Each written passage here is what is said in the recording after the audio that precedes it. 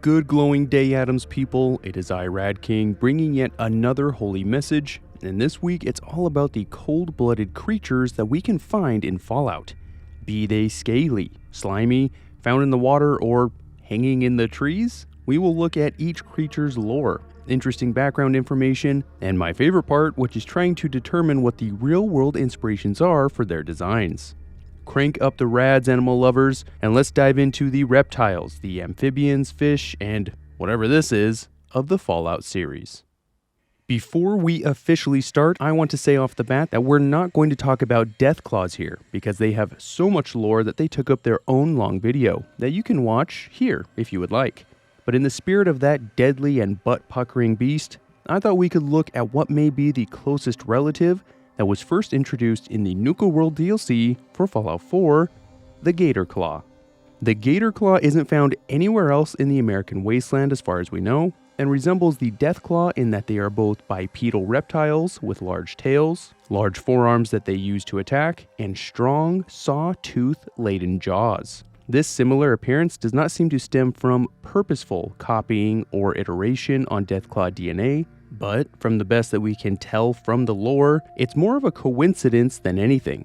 While it has been stated in the Fallout 2 Strategies and Secrets Guide that Deathclaws were created in the pre-war, possibly by the Enclave, we know for certain that Gatorclaws owe their existence to a once human creator, a lone survivor from the safari park well after the bombs had dropped. Dr. Darren McDermott was working on a project that used what was called the Nuka Gen Replicator, a powerful device that can create animals from known genetic sources. McDermott not only survived the Great War, but also ghoulified, prolonging his life that he would continue to dedicate to his research. The day came when he spotted unwelcome visitors, and he knew that he had to guard the safari park from any further intruders somehow. And the only way he knew how to do that was to create a guardian with this replicator. He envisioned an intelligent and incredibly dangerous creature that could be issued commands in order to protect the Safari Adventure Park. And so he set about creating what he would call the Gatorclaw. He decided to use the DNA from A. Jackson's chameleon, the American alligator, along with unspecified genetic material that is only referred to as the mix. One key ingredient, though, appears to be FEV that Dr. McDermott was able to gather because he found a deceased supermutant, drug it back to his lab at some point, and extracted material that he dubbed Sample Q334. This sample taken from a supermutant ended up being the key to finally creating this fierce guardian once he was able to stabilize it. The results were, on the one hand, exactly what he had hoped for. The Gatorclaws were vicious, strong, and fast.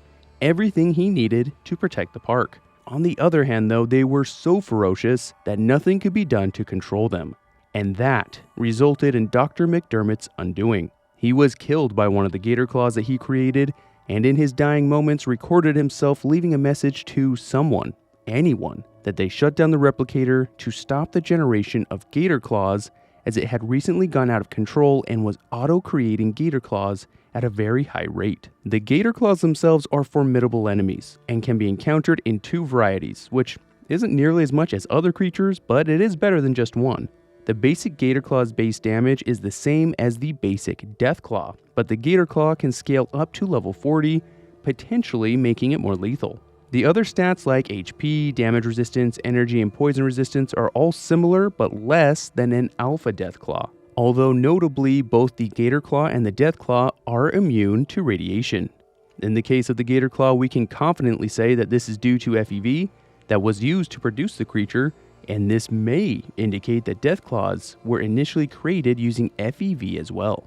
The only other variant is the albino Gatorclaw, which can scale higher than the normal Deathclaw and has higher base HP, but is otherwise identical damage and stat-wise. The albino Deathclaw is much rarer, and there is at least one guaranteed albino Deathclaw encounter in the basement of the cloning facility. All things being equal though, all Deathclaws after the Alpha Deathclaw outclass the Gatorclaws in every way except the level scaling, which is likely the result of Nuka World being recommended for high-level players.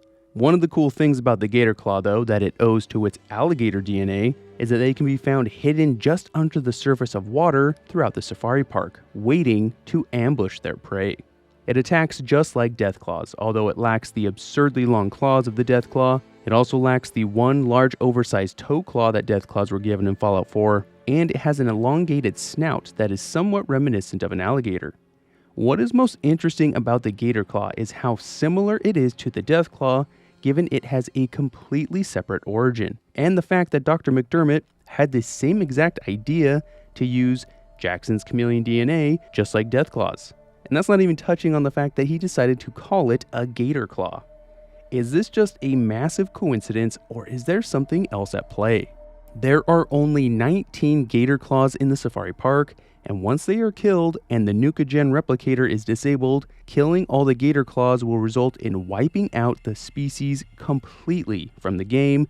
They don't respawn. Companions will also react to Gatorclaws exactly how they do with Deathclaws, sometimes even calling them Deathclaws, but I think that's forgivable because they are well acquainted with Deathclaws, but not Gatorclaws, which are only found in Nuka World. Slightly related to the Gatorclaw is the mutant crocodile, which was a planned creature for the scrapped Fallout Tactics 2 game, and the art that we have from the project show different variations. One looks quite close to the Gatorclaws in Nuka World, and perhaps provided some inspiration.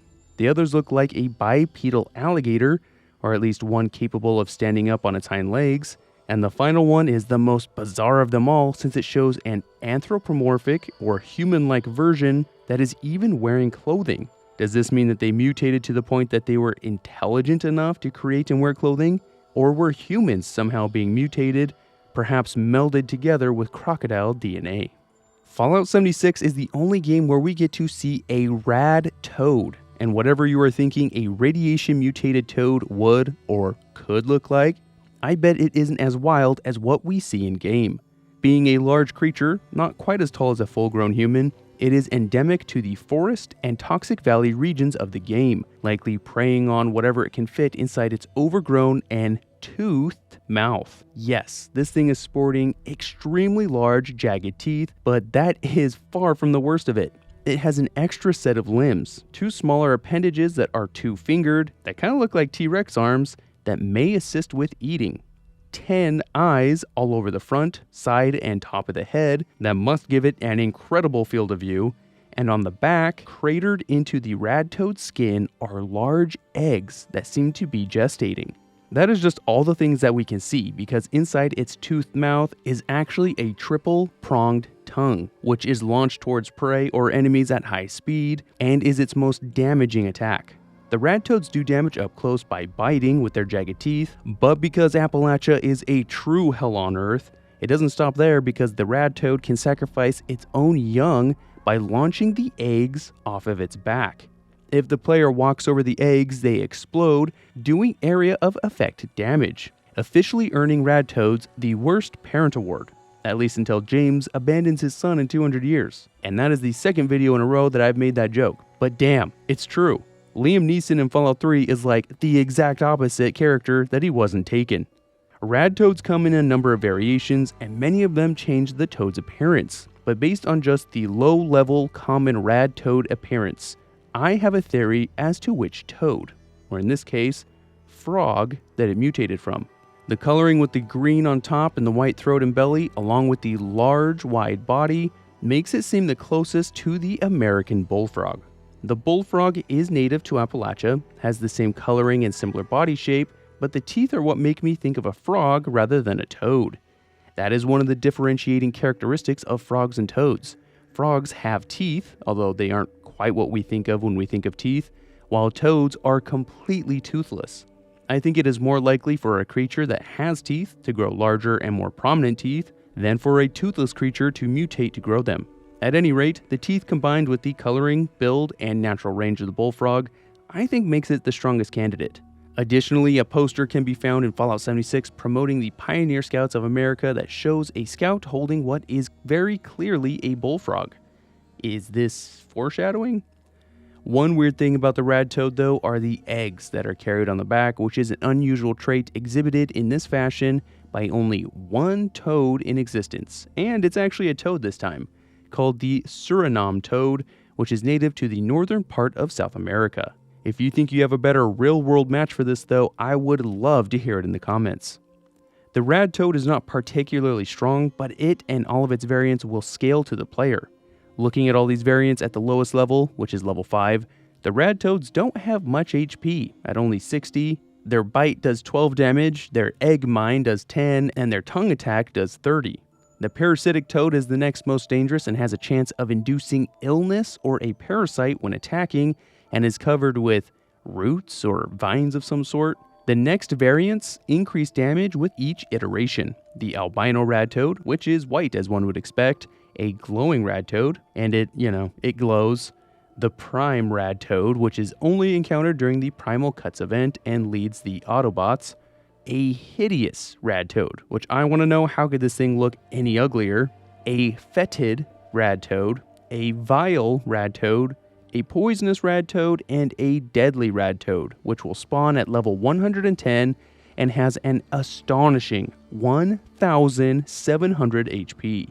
Scorched Radtoads are pink with red eyes and are created when attacked by Scorch Beasts, becoming scorched themselves, and they no longer act hostile towards any other scorched creatures. Interestingly, of the many animals that are eligible for taming, the Radtoad is one of them, which is an impressive feat for an amphibian. Now, something I thought was interesting, the so-called Radtoad was not first conceived in Fallout 76, rather it was meant to be a creature in the unfinished Interplay Fallout 3 game, otherwise known as Van Buren. It was supposed to look nothing like its Fallout 76 cousin, and it isn't clear if it would have just been a simple encounter creature or an actual low-level enemy. Not only does Fallout 76 have Radtoads, but the simply named Frog as well, which is a non-hostile encounter creature that can be killed or collected easily while venturing through Appalachia, because they have zero sense of self-preservation and don't try to run away from you.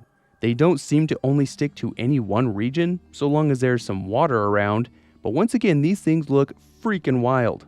Their forelegs, which are usually much smaller in frogs, have mutated to be much bigger than the back legs, and it can lift its whole body easily off the ground. This right here is why you don't skip leg day. The frog has a small set of teeth, red eyes, electric blue coloring, and spines or quills on the back of the body.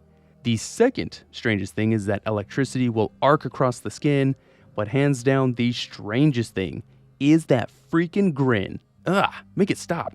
The frogs don't seem to have an extendable tongue. They like to reach out with their large clawed arms to scoop up and eat prey, and I think I can see a tiny little forked tongue in there somewhere.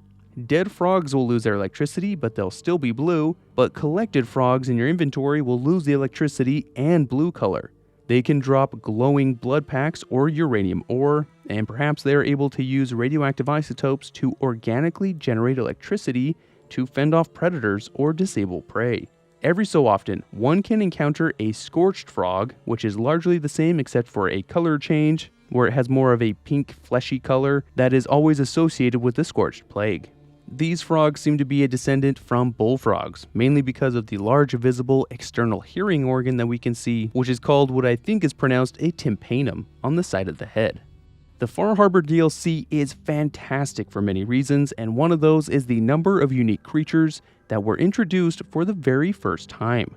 Anglers are one such creature, with a unique way to try and ambush prey. Anglers spend most of their time wading underwater as an ambush predator, with only one part of their body above the surface of the water, which glows a soft yellow color, acting as a lure or blending in with the surrounding lure weeds. The angler is as comfortable on land as it is wading underwater, as it has 4 legs and a large, powerful jaw lined with short but numerous sharp teeth. There are a number of plant-looking protrusions on the back, which seems to just add to the angler's camouflaging capabilities, and long, thick, hair-like features that come off the chin, forming what kind of looks like a beard. Anglers have very impressive claws for being marine ambush predators, and it will follow prey onto the land and continue to attack until it or its prey are dead. The most interesting attack, however, has to be its ranged attack, where this semi-aquatic creature is somehow able to produce a fire attack, launching globs of some liquid that ignites on impact. This flame shot will do fire damage for a few seconds, and although it is less damaging than the angler's lunging attack, getting hit by many fire attacks by a few anglers at once can really start to stack damage. The angler's body is very similar to a frog or a toad, especially as it prefers to sit on its back legs, which it can use to propel itself forward for a quick lunge attack. It even has what appears to be a vocal sac like a frog that we can see inflating and deflating during their idle animation. The head, though, is altogether different from the rest of the body, and to me, with the eyes, the lure, and the mouth, it does indeed look the most similar to an anglerfish, the deep sea predator that uses a bioluminescent lure to attract prey that it can then gobble up. An alternative creature would be the hairy frogfish, which lives predominantly in warm water reefs like in the Bahamas, but it also has a short lure that it uses to attract prey, although this one does not glow. I like the frogfish idea for a few reasons. Its natural range is closer to Massachusetts, where the island can be found. It has interesting hair-like camouflage that gives it part of its name, which could be likened to the angler's camo and chin hair. And lastly, it's called a frogfish, which is especially topical here because the rest of the angler looks like a frog. Although the head looks like an anglerfish, I don't think it would be the original creature that it mutated from. Rather, I think it was a frog that mutated drastically in the post-war years and ended up with an adaptation similar to that of the anglerfish, an example of convergent evolution. The angler shows up in Appalachia in Fallout 76, and given that the game takes place about 25 years after the Great War, this could mean that Appalachia was the origin of this creature. Why it would be found at the island and not in Boston itself could be explained by the island offering a particularly hospitable environment for them where they could successfully compete. In Fallout 4, there are many kinds of anglers, and starting from the weakest and going to the strongest, they are the lantern angler, the glowing angler, the albino angler, and venomous angler. All anglers are immune to radiation damage, which is a great thing to be on the island that is blanketed by Adam's holy fog, and they are also immune to poison.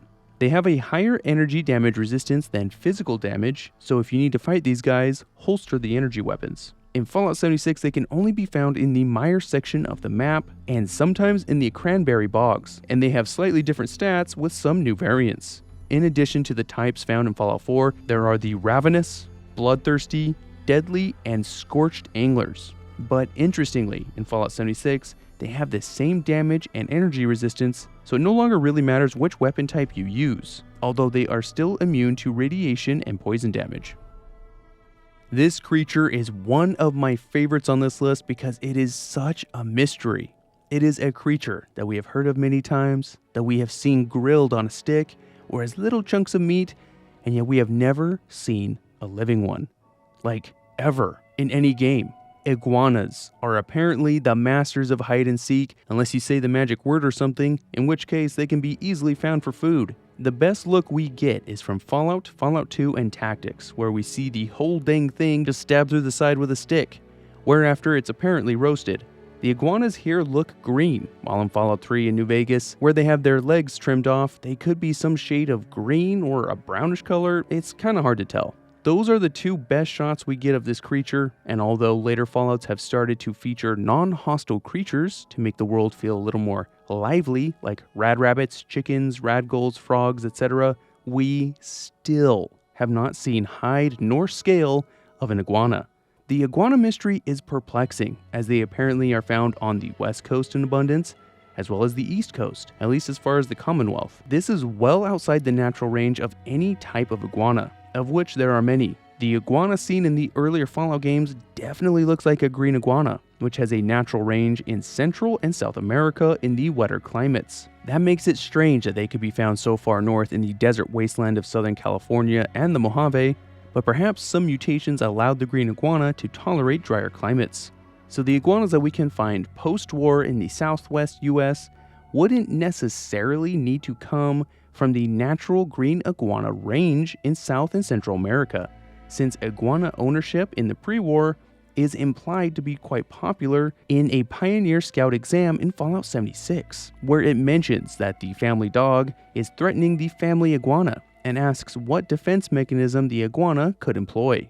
If iguanas were ubiquitous enough that there could be a family iguana, then it stands to reason enough could have survived the Great War and perhaps mutated to adapt to whatever environment that they can be found in. They are even referenced as being pets in the post-war as well, as Enclave soldiers in Fallout 2 can sometimes be seen exclaiming in battle that they will feed us to their iguana, which makes things even more interesting because iguanas are predominantly herbivores. So, they were pets in the pre-war, they are pets in the post-war. They are an extremely common source of food, being used to make meat skewers, sandwiches, soups, roasted on a spit, baked in an oven, and made into sausages. This impressively versatile meat is eaten by all social stratum, from the most poor and desperate to the high rollers like Alistair Tenpenny. What makes this all the stranger is that in Fallout 3 in Greta's place, ghouls can be heard speaking to Greta and will literally say, "You ever wonder where all these iguana come from? I do. I guess it don't matter because they sure are tasty." So even the games themselves acknowledge how weird it is that what may be the single most common food across all of the games that spans the breadth of the country itself comes from an animal that is kept as a post-war pet, and yet we have not seen a single live one in any of the games. You know what? Screw the mysterious stranger mystery, or what the Zaytans want with Earth, or even the Dunwich occult mysteries. Iguanas are the true mystery of the Fallout wasteland. A likely competitor, or maybe even predator, to the elusive iguana is the gecko, the extremely oversized and sometimes fire-breathing reptiles that mutated in the southwest United States, where they are only found in Southern California and the Mojave. These giant geckos that walk on their two hind legs were first introduced in Fallout 2 and are common to find as a random encounter or around toxic waste, and are always found in groups. They also come in many colors and shapes, which makes the effort to try and determine a real-world gecko that they might have descended from extremely difficult. I'll show you why that is by going through the different variants between the only two games that they have featured in, Fallout 2 and New Vegas. Fallout 2 keeps things simpler than New Vegas by giving us, in order of ascending difficulty, little geckos, which are the smallest of all the geckos and are silver in color with a green partial neck frill or fan, which is the only part of their physical looks that every single variant has in common. Little geckos are sometimes called silver geckos, and they're usually encountered early in the game, in locations like the Arroyo hunting grounds, and are weakest against fire and plasma weapons. Golden geckos are larger and honestly look more green than gold to me, and are a good deal stronger, by about double in most stats, like damage and AP. Golden geckos are seen regularly around toxic waste, and are even said to ingest the stuff, like in the toxic caves near Klamath, and are the weakest against plasma weapons. Fire geckos are a whole thing altogether. They are a blackish purple in color. Perhaps some of that black color is the result of some charring. They have red eyes and spikes that go down the spine as well. Their stats are much higher than the golden gecko, and to make matters worse, they spit a row of flame, like some sort of scaly flamethrower. These are the geckos you want to take out first, since they can deal big damage and can be a total pain, even in the late game. It shouldn't be a surprise that they are functionally immune to fire damage, being the weakest against normal damage types and explosion. Now, each of these types also has a so-called tough version of each of them, which bumps up every stat a little bit by making them a little, tougher, I guess. Little geckos and golden geckos, when killed, can be skinned with the gecko skinning perk, and these gecko pelts can be sold for decent caps. 25 for the little geckos and 125 for golden. Fire geckos cannot be skinned, although fire gecko pelts can be found in the game data, they were just never implemented. The geckos in Fallout 2 have quite low perception, especially the little geckos, which can make sneaking around them really easy. And little geckos will also eat any iguana on a stick or meat jerky that you drop on the ground. What is perhaps my favorite of all facts though is that little geckos somehow, for some reason, can equip any unarmed weaponry up to and including a power fist. We really should have had a power fist wielding gecko boss to fight. Fallout New Vegas has the 3 types from Fallout 2, with a new kind, the green gecko, added in the Honest Hearts DLC, as well as an extra type for each new variant. There is just the normal gecko, which is a blue and silver in color, with white frills or fans or whatever the heck is on either side of their head. The new gecko type is called a hunter, and similar to the so-called tough geckos of Fallout 2, they generally have boosted stats, so the gecko hunter is a bit better than just the plain Jane gecko. The young variety is new and they are physically smaller while also having lower overall stats. The normal gecko and its variants are mostly found in the starting areas like Good Springs, Prim, and the Mojave Outpost, and are nearly always found in groups. The golden gecko is a considerable step up in every way from the normal gecko, and in addition to doing more damage and having more health by scratching with their claws or running face first and dive bombing into their enemies. Their bite attacks do radiation damage as well, which is something that sets them apart from all other geckos. As usual, the golden gecko hunter is a little stronger, and the young golden gecko is a little weaker. But the golden variety can be found in a number of places including Vault 34, Crescent Canyon East, and in Camp Searchlight. Fire geckos look very similar to how they did in Fallout 2, being black and purple with prominent spikes down their spine. And once again, they do the most damage with their melee attack when compared to any other variety, as well as having a ranged fire attack that can stack pretty heavily if you're not careful. There are the less powerful young fire geckos, but there are no fire gecko hunters. Instead, we have the Big Hoss, the legendary fire gecko. Many of the creatures in Fallout New Vegas have one stronger, more powerful version hidden somewhere in the wasteland, and for the geckos, it is the legendary fire gecko. Sitting at almost double the size of a normal fire gecko, it has almost double the health and is twice as damaging with its melee attacks. What makes this encounter even more difficult is that it takes place in Fire Root Cavern, and much of the smaller and restricted space makes it really hard to fight and not get burnt to a crisp. The green geckos are most similar to the golden geckos. They're just, green, and are substantially more of a threat than their wimpy Mojave counterparts. With almost double the health and 25% more damage, instead of doing radiation damage with each bite, green geckos can shoot out poisonous saliva, doing 8 damage for 10 seconds. Of course, there is a young green gecko that is less of a threat, but rather than having a green gecko hunter, there are giant green geckos that are much more rare, but are also not far off from the legendary fire gecko in total lethality. With only 10 less health and 10 less melee damage, they also have higher perception, and several of them can be encountered in Zion Canyon, whereas there is only one legendary fire gecko. So after seeing how different each variation can look, either with color or the addition of things like spikes, as well as different abilities like radiation damage, poison, or fire damage, we can understand how difficult it is to try and identify a real-world potential inspiration. What could we realistically propose as the original gecko that mutated to grow to the size of a man, started walking upright, that went from a cute little house pet to something that would eat your house pet? The geckos in Fallout are different enough from any existing gecko that it could honestly be a number of options. No geckos have the neck fans or frills. The New Vegas geckos appear to not have the ability to blink, which rules out a common pet gecko, the leopard gecko. They also seem to lack foot pads, the foot structures that allow geckos to stick to damn near anything, and they also come in so many color variations that it's hard to use that as any sort of indicator.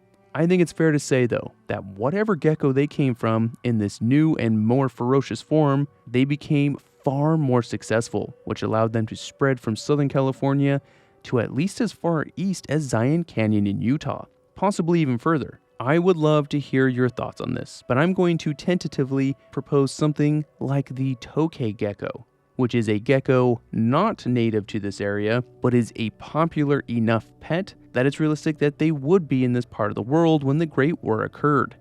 Tokays are one of the larger gecko varieties and are well known because of how aggressive they are, with prominent teeth that they like to use often with their strong bites. Obviously, there are more dissimilarities than there are similarities, but it would make sense that an aggressive species spawned these Fallout Hellions. But hey, the wasteland is a silly place where anything can happen. An article in a pre-war newspaper that is framed in the Vicky and Vance Casino talks about wild geckos being spotted near the Strip, likely documenting the first occurrence of mutated geckos. But we don't know for sure how this happened, but this seems to indicate that they did not mutate as a result of the Great War. Some fun extras: there is one cut gecko that in-game is just called Gecko, but in the game files is known as Gojira. While it can only be spawned with console commands, it is as tall as the Prospector Saloon in Good Springs, can do a staggering 3,200 DPS with its fire breathing, and has 8,000 HP. That makes it the most powerful creature in the entire game, able to take out any of the legendary creatures and I would wager any of the three main factions. Unless you got a bunch of guys with these electric cow prodders apparently, which are able to completely disable this giant creature. Haha, Mr. House, and you thought losing the platinum chip was a disaster. Geckos can apparently be tamed, or at least the normal ones can, since there are 2 geckos that can be found near the Saros camp in Zion Canyon that are not hostile to the player or to the other tribals. And geckos have a special swimming animation as well, and seem to be right at home in the water, which is something that is very rarely seen in game because of how little water there is. A unique creature that is only found in Fallout Tactics is the Komodo Dragon, an extremely large lizard that is either descended from the real-world Komodo, albeit with some mutations, or is a different lizard altogether that just came to be known as Komodo because of their enormous size. An area that is known worldwide to not have any Komodos.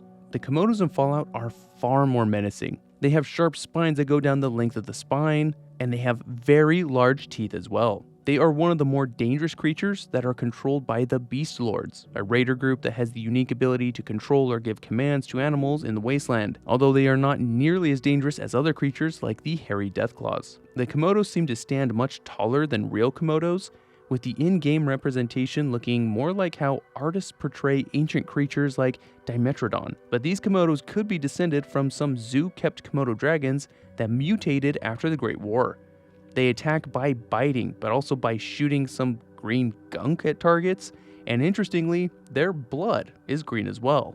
I wonder if this is linked to the real-world Komodos who have a venomous bite, although that fact seems somewhat disputed. Their tanned hides make great material for tough leather armor, and they feature prominently in a random encounter known as Komodo Man. This random encounter is pretty funny since the Komodo Man is in front of an audience where he speaks with a heavy Australian accent, talking about how he's going to annoy a Komodo dragon that is there with him and see what happens. It is an obvious spoof of Steve Irwin, the crocodile hunter, that usually results in his death unless the player intervenes, and is made all the funnier with quotes like, "What I'm gonna do is grab him by the nuts," as well as, "Now I'm gonna jam my thumb up his arse." And that was my best Australian accent. The fact that Tactics was developed by Microforte, an Australian company, makes this reference even better. I don't know if it's surprising or not to see that fish are extremely underrepresented in the Fallout games, because on the one hand, fish are everywhere and they are extremely diverse, and on the other hand, the world of Fallout was incredibly polluted even before 1,000 nuclear weapons blew everything to atom and back. Fish remain as creatures that can be seen in most recent games, from New Vegas to Fallout 76, but they are just environmental dressing and cannot be interacted with. Some of the identifiable fish are walleye and bass, although there are a bunch that are less identifiable. Fish are talked about in nearly every game, with many Fallout 4 companions displaying different levels of understanding related to fish. Some, like Kate, don't even know if there are fish to catch anymore, while others like Deacon will remark that fish can be a delicious meal so long as they haven't mutated too much. But none of the fish that we can see in games appear to be all that mutated. There is a giant 3-eyed catfish that is talked about in the first Fallout that is named Skunk, and the She in Fallout 2 claim to subsist mostly on fish and rice. Although fish do present a challenge for a game like Fallout that spends very little time in and around water, I think they represent fertile ground for future creatures, like crazy mutated mud skippers, or maybe even flying fish that could jump out of the water or something. I would love to hear your ideas on fish-themed enemies. The most bizarre of all creatures on this list has to be the tunnelers, because while all others are clearly descended from real-world creatures, the tunnelers don't seem to have any real-world analog. Tunnelers are reptilian, but they are also roughly humanoid in their anatomy, with 2 long legs and 2 arms. While they prefer to walk on all fours, they can sometimes be seen standing on their hind legs, and the similarities to humans are apparent. Where tunnelers come from is a mystery, and they have mutated a form of bioluminescence with eyes, fingers, and even teeth that glow. They also have long tubular growths on the shoulders and head that glow at the tips. They have very strong claws on their hands and feet, which they use to burrow through the ground at astonishing rates, with their tunnels clearly marked by large mounds with some green gas escaping from the top. Their burrow strength is apparent as some of these burrows have gone straight through rebar reinforced concrete, and tunnelers can retreat into one burrow and pop out from another, often in an attempt to flank you. While one tunneler itself can be a challenge because of their quick speed, strong attack, and ability to poison, what makes them so dangerous is their pack mentality. You never find just one tunneler. The average tunneler has a bit more health than a normal gecko, while doing a smidge less damage, but hulking tunnelers are larger, with as much health as a golden gecko, but still doing just a little bit less damage. Venomous tunnelers are the smallest of all variants, but don't let the size fool you. While they have the least amount of health and lowest damage per strike, they will poison the player, and their attacks do stack, meaning they can dish out a damage rate that few other wasteland creatures can manage. The last variant is the Tunneler Queen, who can be hard to distinguish from the other hulking tunnelers, but only a single one can be found in the Lonesome Road add-on. The Queen has more health than the legendary Fire Gecko, as well as almost 50% more damage per strike, while still retaining the extreme speed and rapid attack capability that all tunnelers possess. Tunnelers can be very easy to underestimate, so the developers made it clear how dangerous these things are by showing the player how they can completely dismantle a Deathclaw when they first encounter the creatures in the Lonesome Road add-on, when they first encounter the creatures in the Divide.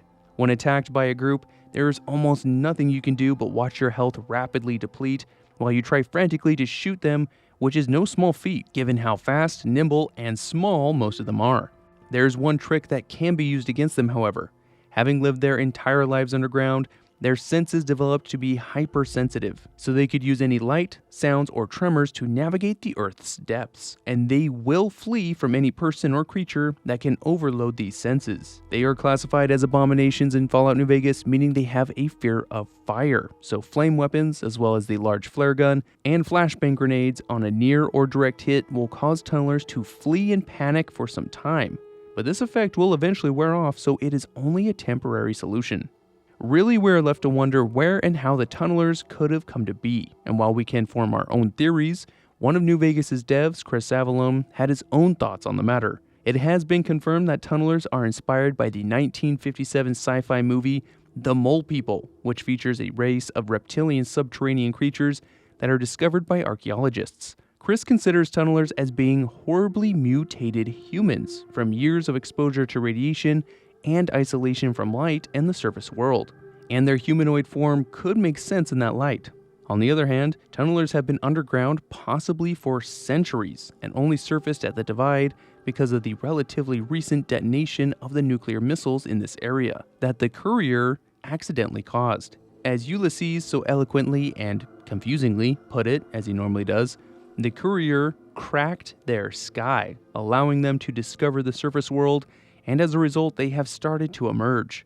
Their reptilian biology, radical morphological changes, and the fact that they don't seem to contain their brain in their skull, as indicated by headshots not doing double damage, means it makes more sense that they evolved from something else entirely, especially since they had apparently never been to the surface, living exclusively in their subterranean habitat until the most recent explosions that opened their world to the surface. While individually they are not the deadliest creatures, their ability and preference to hunt and attack in groups lets them take down basically any enemy, and Ulysses sees them for the threat that they are to the surface world. He predicts that due to their ferocity and surprise appearance on the surface, that they will likely destroy any and all people and creatures in the Mojave, causing a slow and seemingly inevitable death. We ourselves don't know what the fate of the tunnelers are, and maybe we will learn in the upcoming Fallout TV show, but they seem to have either the ability to bring the Mojave back to the Stone Age, or perhaps the Courier, killing the Tunneler Queen, completely removes them as a threat. I would like to hear your thoughts on this, what you think the outcome will be, and what you think of the tunnelers themselves. Another very widespread and diverse group of cold-blooded critters that we see very little of are snakes. For whatever reason, snakes, which could give us some really cool and interesting mutated enemies to encounter, are only ever mentioned in official games, like the pit viper, which is apparently a very large and mutated snake whose venom, if it doesn't kill you, will cause vivid hallucinations. Pit vipers became holy creatures to a raider group that named themselves the Vipers in the very first Fallout. But both the vipers and their location were cut from the game, so they are only ever referenced in dialogue. Snakes were meant to show up in a number of games though. A two-headed rattlesnake and a hag snake, were both meant to be creatures in the unreleased Fallout 3. Hag snakes were actually meant to have mutated from hagfish, which are eel-like, perhaps meaning that they evolved to live exclusively out of water. The two-headed rattlesnakes were meant to be the pets of a group of vipers and would be found in caverns hunting mole rats. The planned but thankfully killed off Fallout Brotherhood of Steel 2 would have had a snake enemy called a Texas Rattler, which would have been a 500-pound rattlesnake with 6-inch fangs. But hey, lucky us, radiation has actually made their venom less lethal, so yay? We really do need to see more snake enemies, as it is another area of untapped potential, especially if we get any Fallout games in warmer climates. Far Harbor shows up again on this list to give us the Gulper, a bipedal creature that a loading screen tells us are mutated from a species of salamander. We will look at that a bit more in a second, but Gulpers seem to behave similar to Deathclaws in many ways, although they have their own little eccentric little habits as well.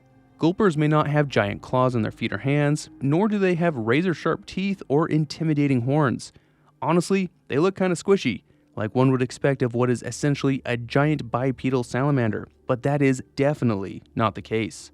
Their main weapon is their head and mouth, which they will slam into the player, knocking them back and staggering them before chomping down with their toothless jaws.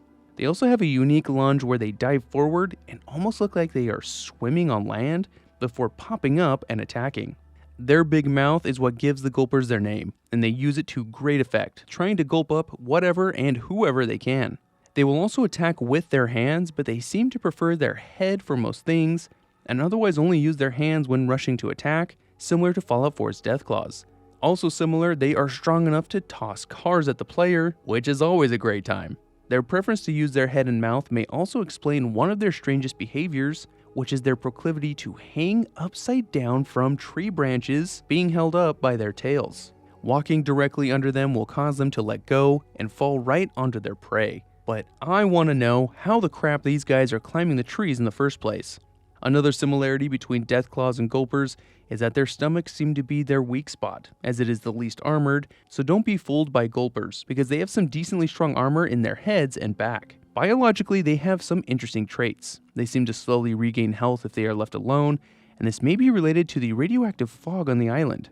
Gulpers never stop growing, so the largest of them are also the oldest, and the strongest variants are typically the biggest, with the glowing Gulpers and the Devourers being impressively tall.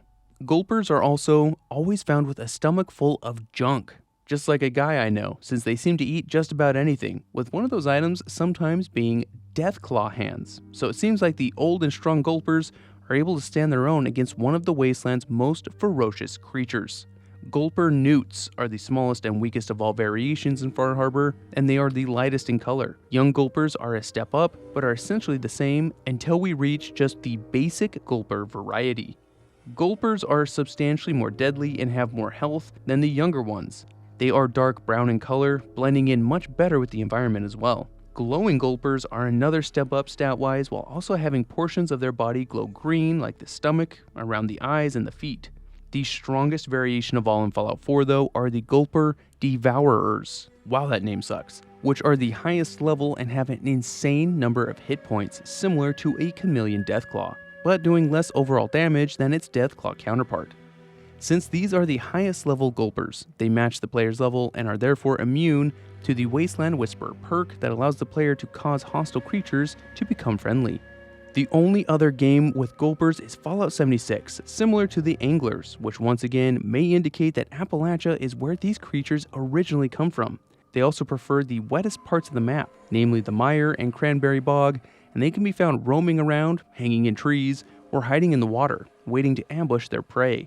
The same varieties in Fallout 4 are found in 76, except Gulper Devourers are no longer the strongest variant, rather the glowing Gulper is now the top water dog, with an absolutely insane 1800 base HP. Fallout 76 also adds Scorched Gulpers. Once again, they are pink flesh colored, and Acidic Gulpers, which, like the Scorched Gulpers, are low level and generally not a particularly dangerous threat. It is interesting to note that the Gulpers are no longer immune to radiation, so perhaps that is an adaptation of the island Gulpers to survive with the radioactive fog, but they do have a very high poison resistance. So once again, we have the challenge to try and deduce what salamander could have inspired the design of the Gulper.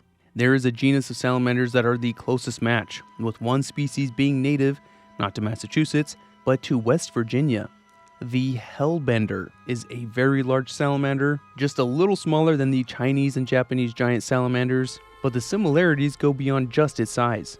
The head shape, the eye shape and placement with respect to the head, and extremely large mouth, along with the stubby toes, all look incredibly similar to what we see on the Gulper. So while I think the hellbender is the most likely, conceivably it could be any of the large salamanders as well, since they all look similar. What I think is interesting is that we don't seem to see any of the Gulpers in a larval state, so either this was never shown because they were just too small to be interesting in game, or Gulpers mutated to no longer require their fully aquatic larval stage like most amphibians. And that, my faithful brothers and sisters, is the end of this list, but we have plenty of other creatures to cover as I'm kicking off my coverage of the creatures of Fallout.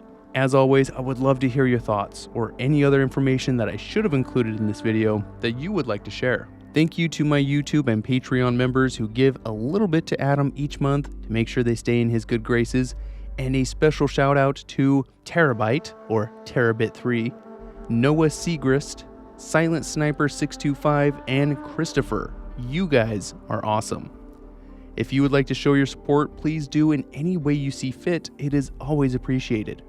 Take care of yourselves, and any cold-blooded creatures you come across, always be sure to walk in Adam's holy glow, and I will see you soon.